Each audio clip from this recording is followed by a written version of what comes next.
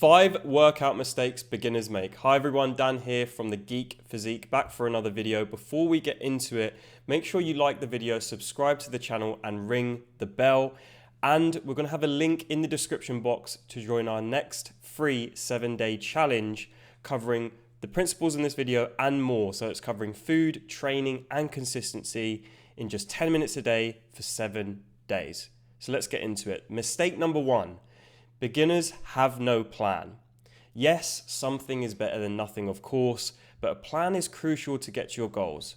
And your plan should be based on a few things. Obviously your goals, but also your schedule, your fitness level, and the equipment you have available. Because if it's not actually tailored to your goals, how do you expect to get there? You know, if you're doing a bunch of running and HIIT workouts, but you want to lose fat and build some muscle, you're probably not doing something that's optimal for your goals. Similarly, with your schedule, a lot of people go too big too quick. From zero to hero, they try and do 5-6 days a week of training. And what a lot of beginners don't realize is, especially if you haven't been training at all, or even if you haven't been training optimally, 2 to 3 full body resistance training sessions a week, which are optimized, can do so much to give you the gains you need. And it gives you a lot of flexibility with your schedule. So what you should do is plan for worst case scenario, right? So don't look at your week in terms of, oh, I've got some time, I'm going to go to the gym. It's schedule it. Just like you do your work, just like you do with your relationships or your social life or anything else, respect it in the same way as everything else. Plan worst case scenario and aim for 2 to 3 sessions, start small and then work your way up from there. And finally, if you're training at home or in a gym with limited equipment, why would you have exercises in your plan that you can't actually do? I know it seems really obvious, but to break this down even further, you might have a light set of dumbbells at home, which means that they can't be used for certain exercises because you'd be doing too many reps for it to be effective, right? So you need to consider that with your exercise selection in the plan. Okay, mistake number 2 is beginners change stuff too often. I see this all the time, and I was a victim of this. Like, I used to do this all the time when I really got into lifting. I'd watch YouTube after I'd been to the gym and go, oh my God, look at this crazy push-up variation. I bet that will give me the gains I want in my chest. And what I failed to realize is actually repeating things for at least 4 to 8 weeks is actually going to get you the results you want, not changing an exercise for your chest 4 to 8 times in those 4 to 8 weeks, right? Because how are you going to know you're actually progressing towards your goals? And that brings me on to point number 3, which is beginners don't track, right?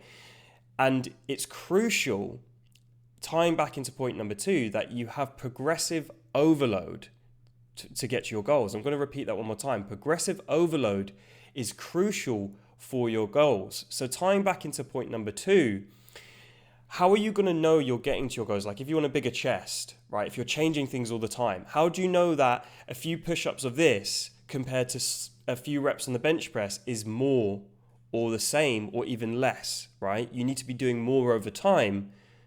That's actually overloading, right? So it's much better to pick one movement, let's say the bench press, and then you can add weight, reps, and or sets over those 4 to 8 weeks and then assess your progress at the end, okay? Now, I know tracking can seem tedious, right?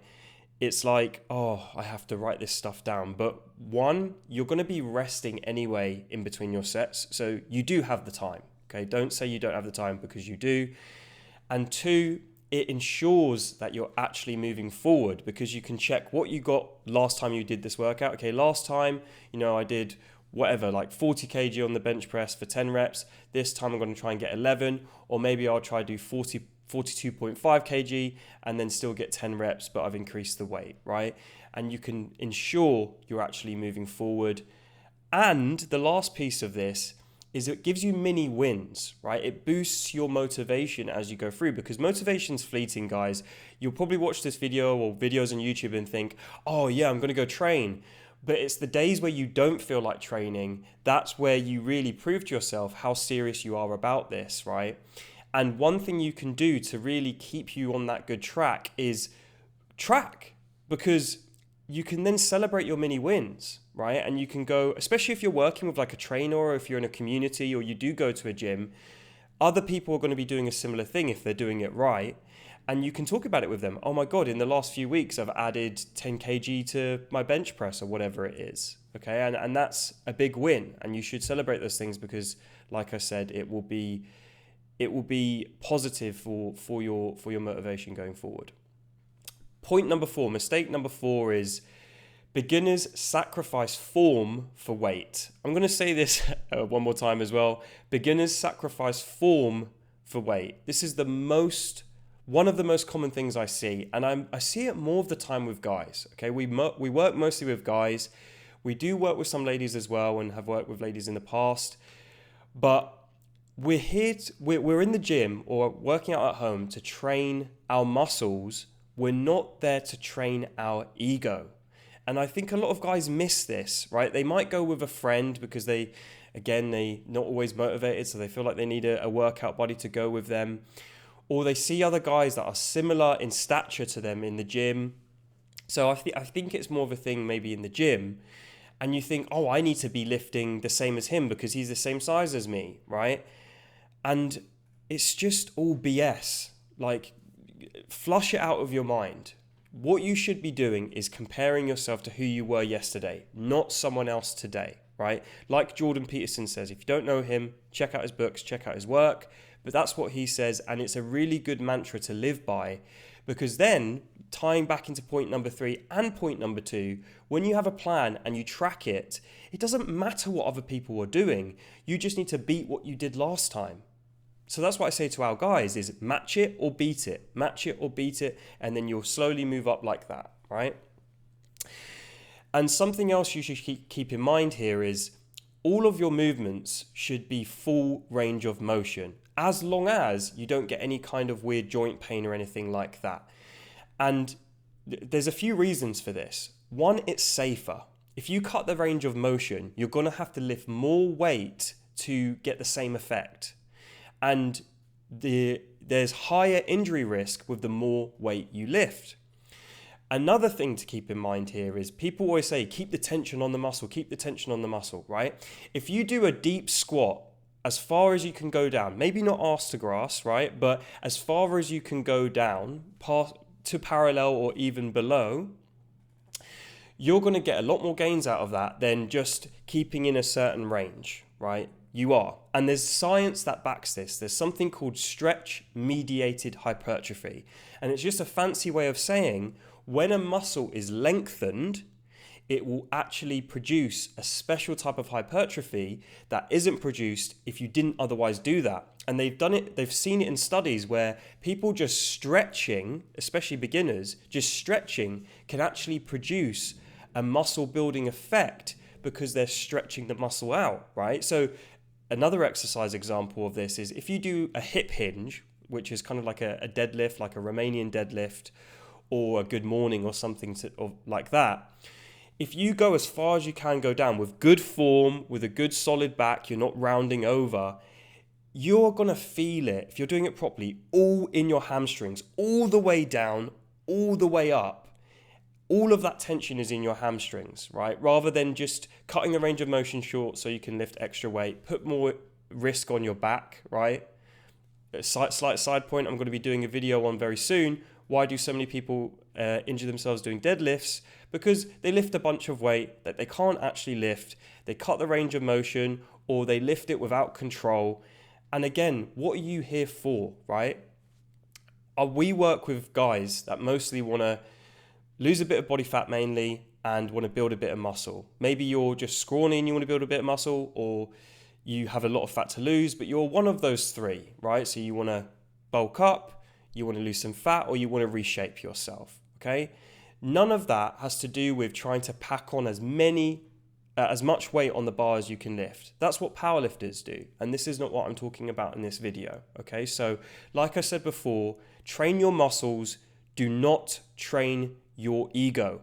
And once you can complete a set of solid reps with good form, where every rep pretty much looks the same, yes, it will become more difficult, yes, the reps might slow down more, right, because you'll be struggling, they shouldn't go faster. If you're making the reps fast as you go through your set, that's another way you're making it easier for yourself. You should keep the same cadence. You don't need to count the tempo because it's another thing you have to count, but you should follow the same form and cadence. And when you can do that, complete a set, then you can think about adding weight. Okay, point number 5, mistake number 5. Beginners focus too much on isolation moves.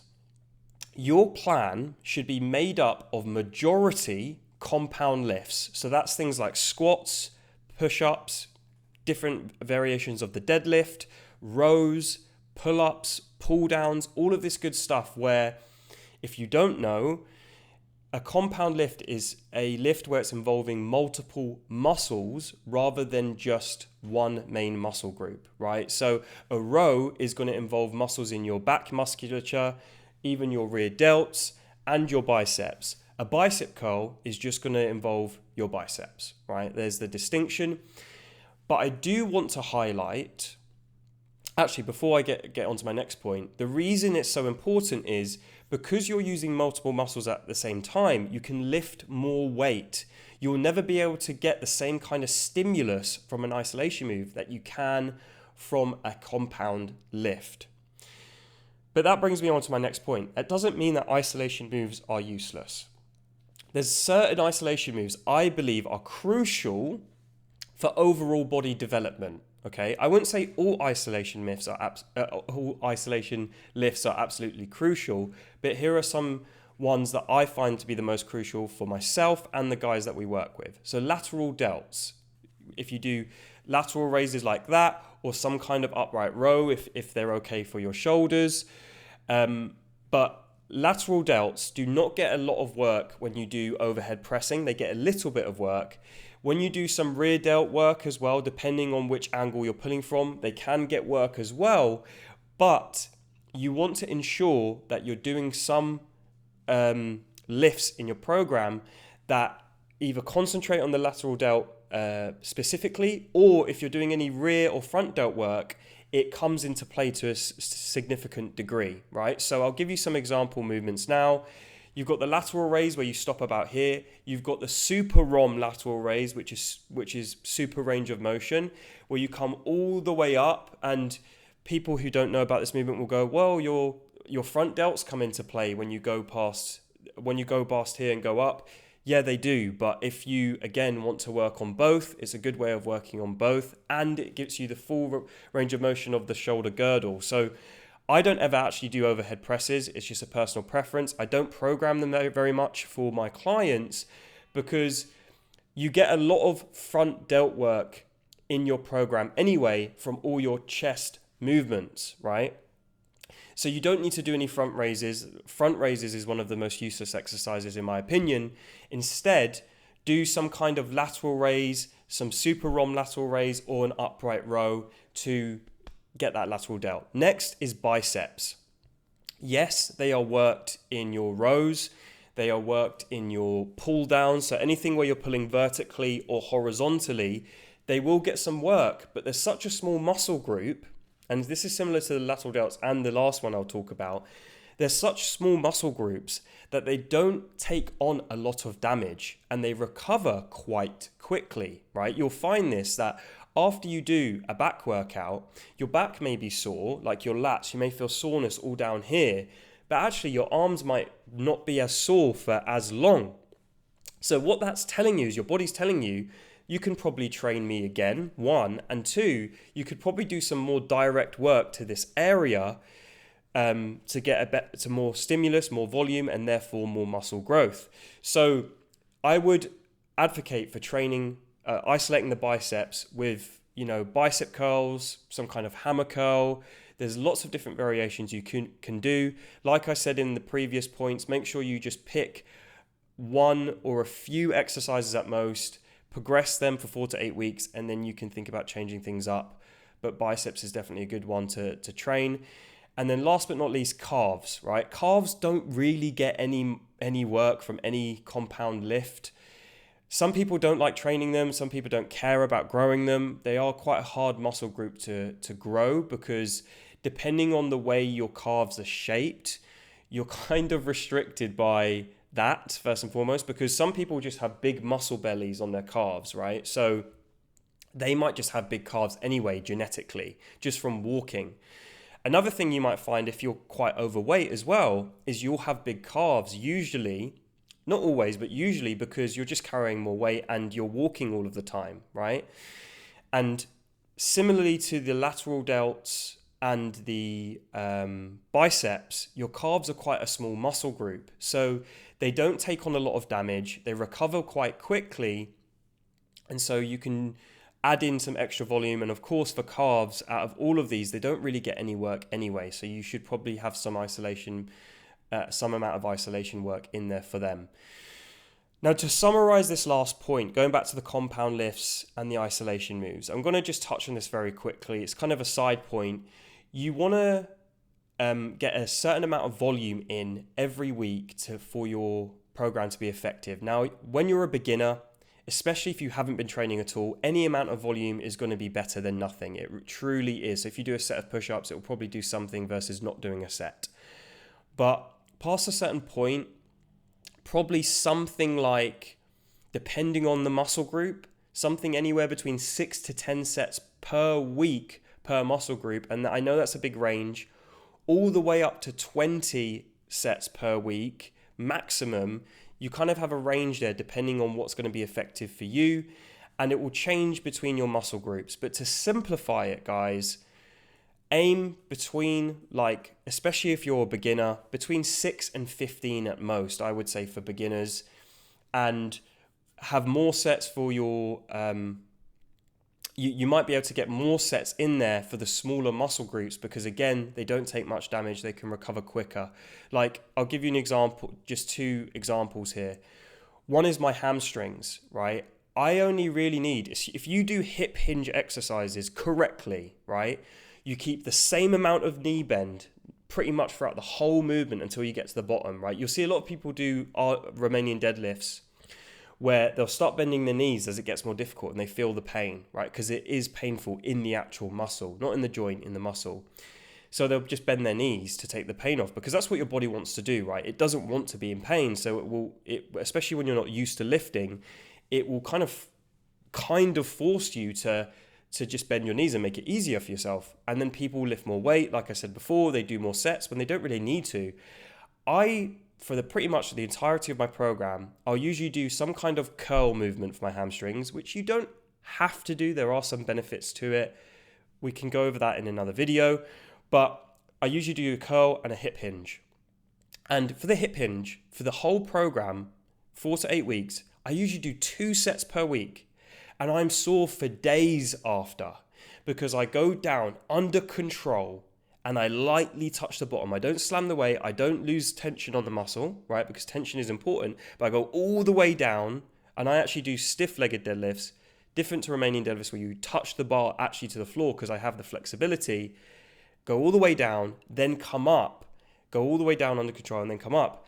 And I keep those knees in a certain position and open where I get sore for days. And my point is, if you're doing exercises properly, especially for the big muscle groups, you probably won't need as many sets as you would do for muscle groups a lot smaller. Like, I can add sets week to week for my biceps, my calves, and my lateral delts quite easily, and I'm still not that sore the day after, or even the days after, or even the day after. Okay, so like I said, start off with between like 6 and 15. You can go higher than 15, of course, as you train and you're more consistent and all of those things. But there it is, guys. Like I said, make it mostly compound lifts. Throw in some isolations for your lateral delts, biceps, and calves, and you'll be good to go. So I'm going to recap the mistakes, and then we'll finish up. So just to recap, the first mistake was beginners have no plan. You need to have a plan, guys. Mistake number 2 was changing stuff too often. Once you have your plan, stick with it for at least 4 to 8 weeks. Number 3 is make sure you track the plan, because then you can ensure you're moving forward.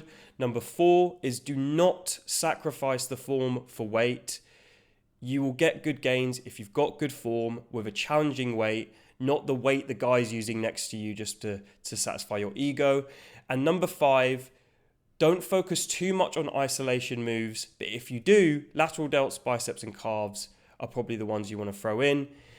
Like I said at the start of the video, guys, we're going to have a link in the description to join our next free 7-day challenge covering food, training and consistency in just 10 minutes a day. And make sure you like the video, you subscribe to the channel and you ring the bell so you're notified of the next video you do. There's probably going to be a video here and here, so click them. One of them is going to be a beginner's guide to getting in shape. So these 2 videos together are really going to give you a lot to get those gains going, and I hope it's been helpful. I'll see you in the next one.